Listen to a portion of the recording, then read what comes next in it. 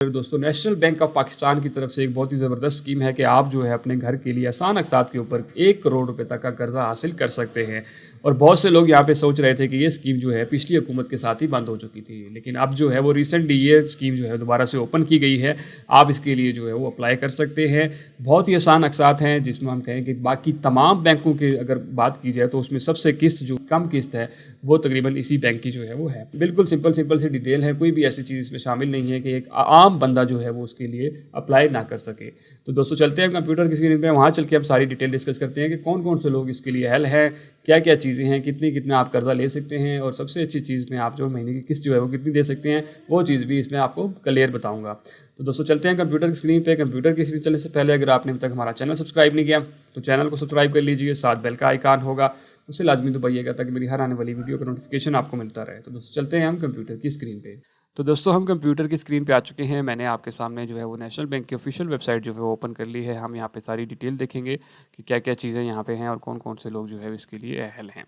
तो सबसे पहले हम यहाँ पे इंग्लिश में भी आपको दिया हुआ है, और आप अगर थोड़ा सा नीचे आएंगे तो यहाँ पे आप जो है वो इसको उर्दू में भी डाउनलोड कर सकते हैं। तो यहाँ पर मैंने उर्दू इसको ओपन कर लिया है। सिंपल थोड़ा सा हम इसको बड़ा कर लेते हैं ताकि सारी चीज़ें क्लियर समझ आ जाएँ। अहलियत की शराइत क्या है जी? सबसे पहले पाकिस्तानी कंप्यूटराइज शनाख्ती कार्ड के हामिल अब तमाम अफराद, ठीक है, दरख्वास्त गुजार की उम्र जो है वो 25 से 55 साल के दरमियान में होनी चाहिए। उसके बाद पहली बार किसी घर की मालिकियत हासिल करने के वाले अफराद, मतलब आपने जो है पहली दफ़ा जो है वो घर ले रहे हो, इससे पहले अगर आपने घर लिया हुआ है या अप्लाई किया हुआ है तो तब आप इसके लिए अप्लाई नहीं कर सकते हैं। रियायती स्कीम मार्कअप के साथ एक फ़र्द सिर्फ एक बार इस स्कीम को हासिल करने का अहल होगा, ठीक है, क्योंकि इसमें जो है वो ऑलरेडी बहुत ही इंस्टॉलमेंट जो है बहुत कम है, इसलिए जो है वो आप एक ही दफ़ा अप्लाई कर सकते हैं। बेशक आपको घर मिल चुका है या आप रिजेक्ट हो चुके हैं, दोनों सूरतों में आप जो है सिर्फ एक दफ़ा ही अप्लाई कर सकते हैं, ठीक है। उसके बाद आगे चलते हैं नुमाया खसूसियात। इसमें आप जो है वो मकान, अपार्टमेंट, फ्लैट, घर की खरीद, प्लाट, तामीराती अखराजात, पहले से मौजूद शुदा प्लाट पर तामीराती काम के लिए या रिहायशी मकान में तोसी इजाफा जो है वो ये चीज़ें कर सकते हैं। मतलब आप ये सारी चीज़ें कर सकते हैं कि अगर आप जो है मकान ख़रीदना चाहते हैं, फ्लैट ख़रीदना चाहते हैं, घर ख़रीदना चाहते हैं, प्लॉट ख़रीदना चाहते हैं, या प्लॉट ऑलरेडी है उसके ऊपर जो है वो घर बनाना चाहते हैं, या ऑलरेडी जो घर है उसको जो है वो तोसी करना चाहते हैं, उसको इजाफा करना चाहते हैं, तो उन सब के लिए आप जो है वो ये कर्ज़ा हासिल कर सकते हैं। दरख्वास्त गुजार अपनी सहूलत के मुताबिक एक कर्ज़ की अदायगी कम से कम 5 साल और ज़्यादा से ज़्यादा जो है वो 20 साल में कर सकता है। मतलब आपके पास जो आसान अक़सात जो आपने वापस करनी है, कम से कम जो है आप 5 सालों और ज़्यादा से ज़्यादा जो है वो 20 साल में कर सकते हैं। मुख्तलिफ ज़राए आमदन रखने वाले ज़्यादा से ज़्यादा 4 अफराद एक मकान के लिए शरीक दरख्वास्त बन सकते हैं। तो ये एक बहुत ही ज़बरदस्त चीज़ है कि आप जो है वो 4 लोग मिलकर भी एक घर को ले सकते हैं, ठीक है। इससे ये होगा कि आप जो है वो इंस्टॉलमेंट अपनी ज़्यादा कर सकते हैं, ताकि आपकी इंस्टॉलमेंट जल्दी ख़त्म हो जाए, तो 4 लोग मिलकर भी जो है वो घर ले सकते हैं, ठीक है। उसके बाद कबल अदायगी पर कोई जुर्माना नहीं है। मतलब ये होता है कि सम टाइम आप जो है वो आप कहते हैं कि यार मैं सारी किस्तें जितनी बाकी रह गई हैं वो मैं वापस कर दूं, लेकिन बाकी बैंकों में ये होता है कि वो आपसे जो है वो चार्जेस लेते हैं, ऊपर पैसे लेते हैं, और फिर कहते हैं अच्छा ठीक है आप सारी किस्तें हमें दे दें। लेकिन इसमें जो है ऐसा नहीं है। अगर आप जो है वो सारी किस्तें इकट्ठी देना चाहते हैं तो दैन जो है वो आप उसको अदा कर सकते हैं। बात कर लेते हैं कैटेगरी की, कि आपको है जो 3 तरह की कैटेगरी यहाँ पर देखने को मिल जाती हैं। सबसे पहले मकान का रकबा। अगर आप जो है 5 मरले तक का घर जिसका अंदरूनी रकबा जो है 850 मुरब्बा फीट तक का हो, फ्लैट या अपार्टमेंट जिसका अंदरूनी रकबा जो है 850 मुरब्बा फीट तक हो, उसका रेट जो हो 35 लाख हो, उसकी जो फाइनेंसिंग अमाउंट जो आपको मिलेगी वो 27 लाख रुपए तक का जो है वो बैंक आपको कर्जा देगा। बाकी जो आपने ऊपर देने होते हैं वो आप खुद देंगे, ठीक है। दूसरे दर्जा बंदी की बात करें तो आप जो है वो इसमें 5 मरले तक का घर, फ्लैट, अपार्टमेंट जिसका अंदरूनी रकबा जो है 1250 मुरब्बा फीट तक का हो, उसके लिए आप जो है वो 60 लाख रुपए तक का लोन जो है वो ले सकते हैं, ठीक है। लेकिन यहाँ पे इन्होंने कोई हद नहीं है, मतलब घर का रेट जो है वो जितना मर्जी हो, लेकिन फिर भी जो है बैंक जो है आपको 60 लाख रुपए देगा, ठीक है।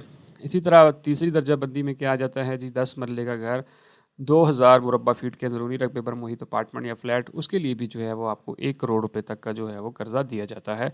यहाँ पे वो फ्लैट की कीमत जितनी मर्जी हो, लेकिन आपको जो है वो ज़्यादा से ज़्यादा 1 करोड़ ही मिलेगा।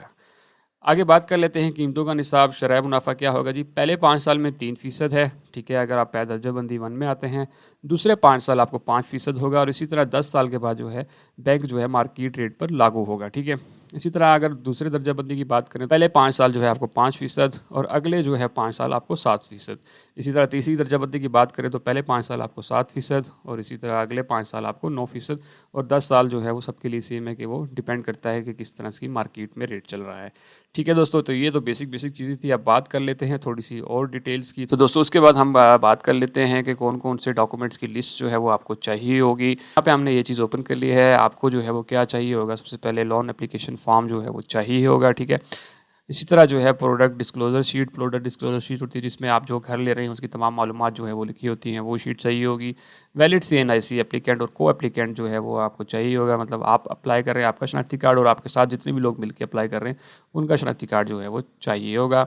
2 पासपोर्ट साइज़ फ़ोटोग्राफ चाहिए होंगी आपकी और आपके साथ जो अप्लाई कर रहा है उसकी। उसके बाद undertaking for the first time owner, आपने जो है एक अंडरटेकिंग एक जो है वो लिख के देना है कि आप जो है पहली दफ़ा घर के ओनर है, इससे पहले आपका कोई घर नहीं है। Title document of property to be mortgage, जो भी आपके जो डॉक्यूमेंट्स होंगे जो आप जो है लेना चाह रहे हैं उसके डॉक्यूमेंट्स वगैरह भी आपको चाहिए होंगे कि कितने मरला की ज़मीन है और वो कितने मरले पे है या जो भी चीज़ उसकी है वो आपको चाहिए होगी। इसी तरह डायरेक्ट डेबिट अथॉरिटी जो है वो employer certificate monitoring that payroll account maintenance shall be continue with the leading bank. आपको जो है वो इफ़ एप्लीकेबल अगर आप जो है वो कहीं मुलाजिम हैं तो देन आपको ये एम्प्लॉयर सर्टिफिकेट चाहिए होगा और उसमें अंदाज़ा लगाया जाएगा कि आपकी जो है वो तनख्वाह कितनी आती है। तो ये हर किसी के लिए नहीं है, यहाँ पे लिख दिया है कि जिनके ऊपर एप्लीकेबल होती है उन्हीं के लिए चाहिए होगा। इसी तरह आ जाते हैं फॉर्मल सेक्टर एम्प्लॉयज़। ठीक है, जिसमें प्रूफ ऑफ एम्प्लॉयमेंट आपको चाहिए होगा। ठीक है, एम्प्लॉयमेंट लेटर चाहिए होगा, एम्प्लॉयमेंट सर्टिफिकेट चाहिए होगा और any valid documentary evidence for employer, कि आपको जो किसी तरह का भी एविडेंस जो है वो चाहिए होगा। इसी तरह जो है आपको इनकम प्रूफ डॉक्यूमेंट जो है वो चाहिए होगा, करंट सैलरी स्लिप चाहिए होगी, सैलरी सर्टिफिकेट चाहिए होगा। उसके बाद जो है maximum 60 days old salary slip जो है वो एक्सेप्टेबल होगी, इससे ज़्यादा की नहीं होगी। ऑनलाइन ई स्लिप जो है एक्सेप्टेबल है विद पॉजिटिव वेरिफिकेशन। उसके बाद original certificate E slip does not required stamp और साइन के, आप जो है वो ई स्लिप जो है वो भी निकलवा सकते हैं, ज़रूरी नहीं है कि आप जो है वो बैंक से जाके ही लें। इसी तरह अगली है इनफॉर्मल सेक्टर एम्प्लॉयज़ के लिए क्या क्या है जी, उनके लिए जो है वो रेंट एग्रीमेंट चाहिए होगा, रेंट पेमेंट डिक्लेरेशन चाहिए होगी, यूटिलिटी बिल जो है वो चाहिए होंगे, स्कूल फीस चालान चाहिए होंगे अगर हैं। उसके बाद any other valid expense document, आपको जो है यहाँ पे तकरीबन सारे के सारे जितने भी आपके एक्सपेंस हैं वो चीज़ आपको जो चाहिए होगी। इसी तरह अगर जो सेल्फ एम्प्लॉयड की बात करें, जो वो लोग जो कारोबारी हजरात हैं उनके लिए जो है लोन अप्लीकेशन फॉर्म जो है वो चाहिए होगा। ठीक है, प्रोडक्ट डिस्क्लोजर शीट जो क्या मकान की जिसमें सारी चीज़ें लिखी होंगी, वैलिड जो है वो CNIC जो है वो आपको चाहिए होगा आपका और आपके साथ जो अप्लाई कर रहा है उसका। 2 पासपोर्ट फ़ोटोग्राफ चाहिए होंगे आपकी और आपके साथ जो अप्लाई कर रहा है उसकी। Direct debit authority where applicable, ये डायरेक्ट डेबिट अथॉरिटी होती है जिस पे एप्लीकेबल होगा सिर्फ वही लोग जो है वो देंगे। उसके बाद अंडरटेकिंग फॉर फर्स्ट टाइम आमर, कि आप जो है पहली दफ़ा ही घर ले रहे हैं, ये आपने जो है वो अंडरटेकिंग करनी है, स्टाम्प लिखवाना है। उसके बाद है आपको जो है प्रूफ ऑफ बिजनेस चाहिए होगा। ठीक है, उसमें पार्टनरशिप डीड आ जाती है, बैंक सर्टिफिकेट आ जाता है, NTN सर्टिफिकेट आ जाता है, रेंट एग्रीमेंट आ जाता है। इसके बाद प्रोफेशनल डिग्री अगर आपका है, कोई डिप्लोमा वगैरह है वो चाहिए होगा। Any valid acceptable business document, कोई भी ऐसी चीज़ जो आपके बिजनेस को वेरीफाई करती हो वो चाहिए होगी। इनकम असेसमेंट डॉक्यूमेंट चाहिए होंगे, अकाउंट मेंटेनेंस लेटर, आपको 6 मंथ का जो है बैंक स्टेटमेंट चाहिए होगी। उसके बाद आगे जाते हैं कि आपको जो है रेंट एग्रीमेंट चाहिए होगा, रेंट पेमेंट डिक्लेरेशन चाहिए होगी, यूटिलिटी बिल चाहिए होगा, स्कूल फीस चालान चाहिए होगा और एनी अदर एक्सपेंस जो आप लोगों के पास है वो आपको जो है वो यहाँ पे चाहिए होगा। इसी तरह बात कर लेते हैं document for bank internal use के। इंटरनल यूज़ के लिए आपको कौन कौन से डॉक्यूमेंट जो है वो चाहिए होंगे। इंस्टम एस्टिमेशन जो है वो repayment calculation sheet as per application, आपको जो है रीपेमेंट का स्केड्यूल चाहिए होगा, ब्यूरो रिपोर्ट चाहिए होगी, resident work space document verification including collection verification, ये चीज़ चाहिए होगी। उसके बाद जो है वर्ल्ड चेक एंड एक्टा चेक होगा, नादरा वेरिसेस होगा। ठीक है, प्रॉपर्टी अप्रेजल रिपोर्ट होगी, पार्लियामेंट्री लीगल ओपिनियन होगा, फाइनल लीगल ओपिनियन होगा, property insurance mandatory, mortgage life insurance mandatory, ये चीज़ें आपको जो है वो चाहिए होंगी। इसी तरह अगर आप ये सारी चीज़ें उर्दू में पढ़ना चाहते हैं तो आप सिंपल यहाँ पे लिस्ट पे डॉक्यूमेंट पे क्लिक करेंगे तो आपको ये सारी की सारी चीज़ें जो है वो उर्दू में आ जाएगी। तो इसलिए आपने घबराना नहीं है कि यहाँ पे जो है वो सारा कुछ इंग्लिश में है, तो आप इसको उर्दू में खुद भी पढ़ सकते हैं। ठीक है, उसके बाद जो बात कर लेते हैं कि आपको जो है हर महीने कितनी किस्त जो है वो देनी पड़ेगी। तो यहाँ पे तकरीबन सारे बैंकों के मुकाबले में किस्त जो है वो आपकी सबसे कम बनती है। यहाँ पे अगर देख लें आप, पहले 5 साल हैं और अगले जो है 5 साल हैं, उनमें क्या क्या है। अगर आप जो है 5 लाख रुपए तक का लोन लेते हैं तो तब आपको जो है वो 2,737 रुपये, अगले 5 सालों में जो है वो 3,175 रुपये। इसी तरह अगर आप जो है 10 लाख का लोन लेते हैं तो 5,446 रुपये आपको पहले 5 सालों में और इसी तरह जो है वो अगले 5 सालों में आपको 6,300 ₹51 किस्त देनी पड़ेगी। इसी तरह अगर आप 15 लाख रुपए का लेते हैं तो 8,319 रुपये, और इसी तरह अगले 5 सालों में आपको 9,526 रुपये देने पड़ेंगे।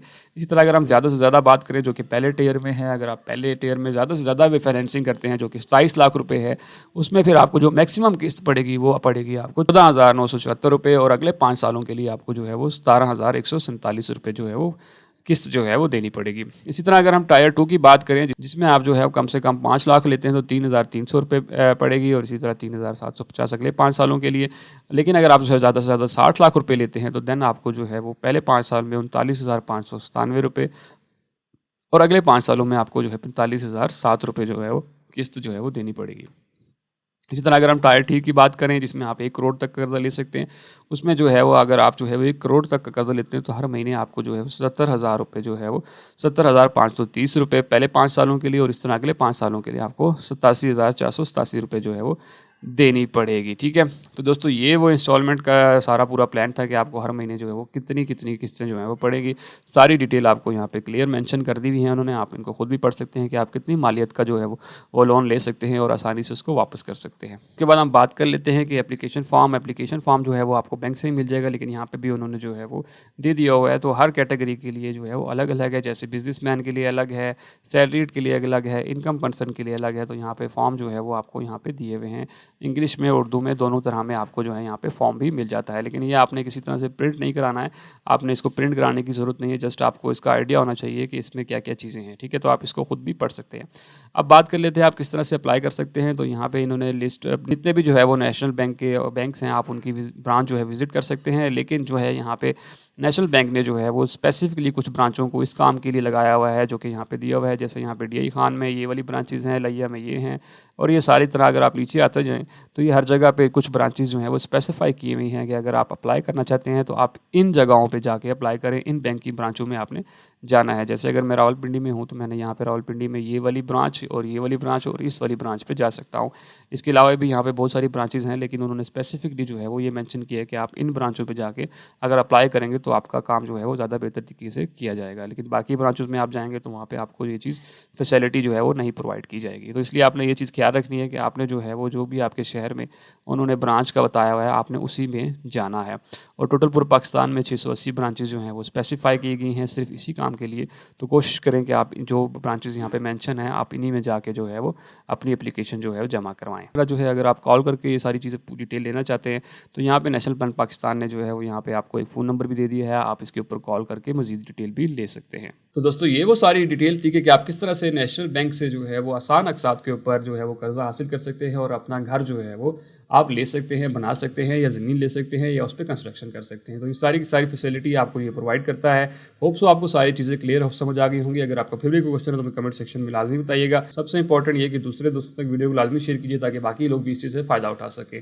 और सबसे आखिर में अगर आपने अब तक हमारा चैनल सब्सक्राइब नहीं किया तो चैनल को सब्सक्राइब कर लीजिए, साथ बेल का आइकन होगा उससे लाजमी दबाइएगा ताकि मेरी हर आने वाली वीडियो का नोटिफिकेशन आपको मिलता रहे। तो दोस्तों मिलते हैं इसी तरह की अगली वीडियो में, तब तक के लिए मुझे इजाज़त दीजिए। अल्लाह हाफिज़।